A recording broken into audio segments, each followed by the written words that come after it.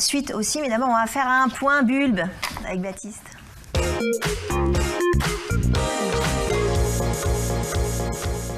C'est maintenant. C'est maintenant. C'est now. C'était déjà le cas avant, parce que vous avez eu tous les bulbes d'été. Vous avez eu les glaïeuls, par exemple, qui se sont mis à fleurir et qui ont eu le feuillage qui se sont desséchés. On les a coupés, mais on a bien entendu qu'ils se dessèchent avant. Les glaïeuls, les voici. Et je vous parle d'une rencontre d'été, Evelyne. Coup de cœur de l'été. Je vous montre le Dahlia Evelyne. Ah, c'est le nom du Dahlia. Exactement, Evelyne, bien sûr. Je ne le voyais pas sur la photo. Moi, sans fleur. Non, vous allez voir, le Dahlia Evelyne, le voici. Evelyne Dahlia. Exactement. Ben, moi aussi, ça m'a fait pareil. Evelyne Dahlia, je dis, c'était un petit peu improbable, mais il est splendide. Je me disais, il y a un truc. Rose lavé de blanc, vraiment très délicat, franchement, un coup de cœur de l'été. Joli.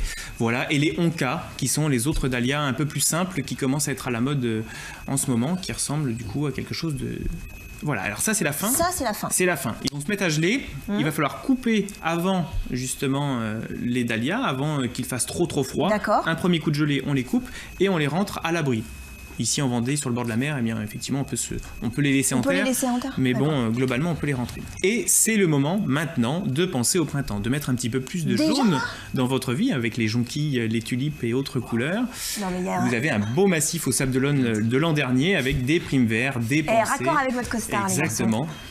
Et souvent effectivement le jaune c'est une couleur dominante à ce moment-là. Alors c'est le moment des tulipes, des jonquilles, des jacinthes aussi par exemple. Ouais. Et le petit truc sympa pour les jacinthes, vous avez 2 couleurs de bulbes et ça vous indique tout simplement que celui-ci va être blanc parce qu'il a la couleur très claire et celui-ci va être rose ou bleu.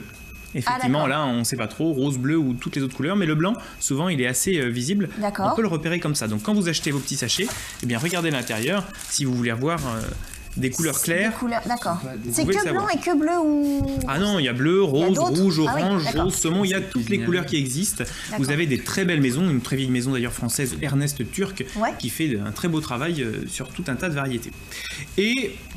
parmi les plantations de bulbes, vous aurez bien sûr les tulipes et les jonquilles, et il va falloir les planter. Mais alors, à quelle profondeur va-t-on pouvoir planter à quelle profondeur plante-t-on un bulbe? Exactement, je suis ravi que vous me posiez la question, Adèle. Eh bien, pour planter le bulbe... il dit 10 cm. 10 cm. Eh bien, on n'est pas trop mal. Le petit moyen mnémotechnique, c'est 2 fois la hauteur du bulbe. Comme ça, on se trompe jamais. Ah ouais, on est à 8. Voilà, 8-10. Voilà, et les tulipes, et justement, on en parlera tout à l'heure, il existe une diversité vraiment étonnante. Mais je trouve ça hyper tôt.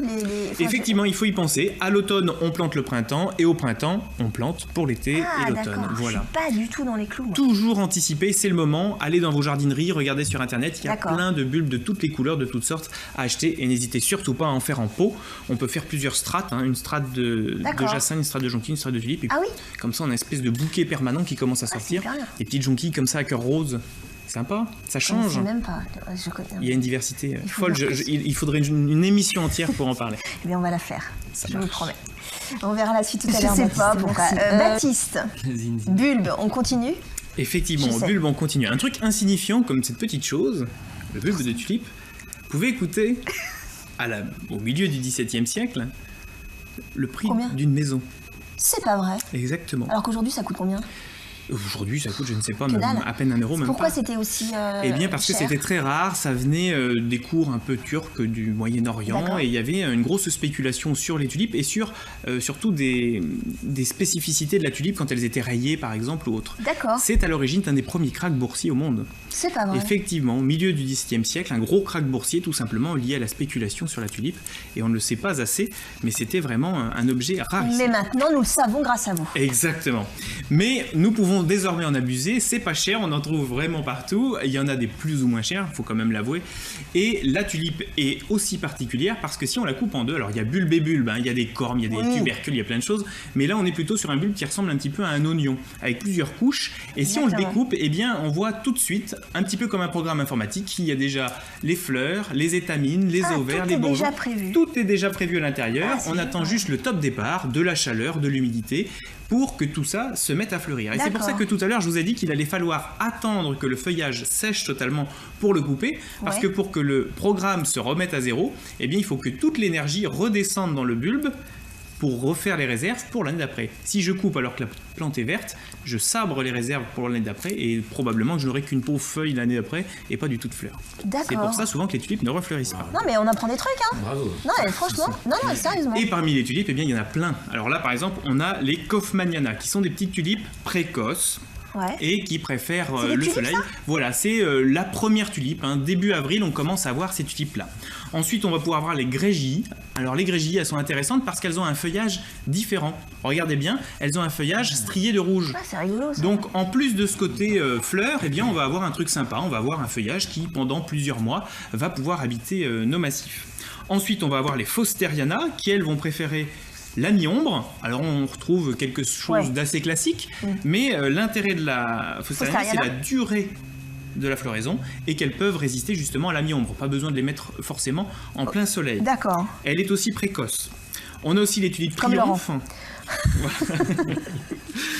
On a aussi les tulipes Triomphe, qui est un groupe important, avec des fleurs robustes. Alors Triomphe tout simplement parce que l'inconvénient de la tulipe, c'est souvent quand il y a un coup de vent, eh bien la fleur s'en va, la tulipe est couchée. Celle-ci, elle reste bien droite, elle a une tige robuste et elle est vraiment intéressante. Souvent, on la voit dans les massifs de ville.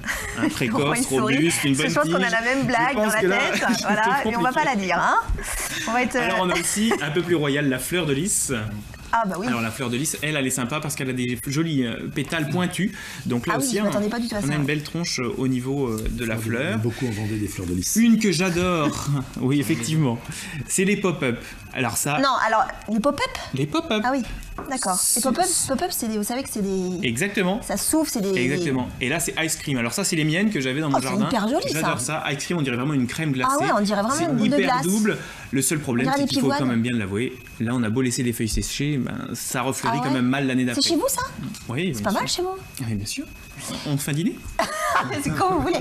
Un dernier pour la route? Une dernière, une tulipe historique. 1780, on en trouve encore aujourd'hui, une tulipe de 1780, c'est Al quoi? Salon. Absalon. Voilà.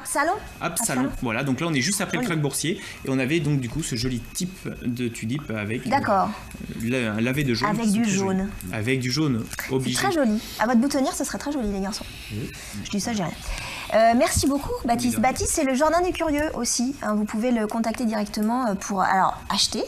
Bien sûr, acheter des conseils, plein de choses. Voilà, c'est le Jardin des Curieux. Merci beaucoup Baptiste. Les dîners. Ils organisent des dîners, voilà, vous pouvez manger avec lui, voilà. Merci beaucoup Baptiste. Alors, on va revenir sur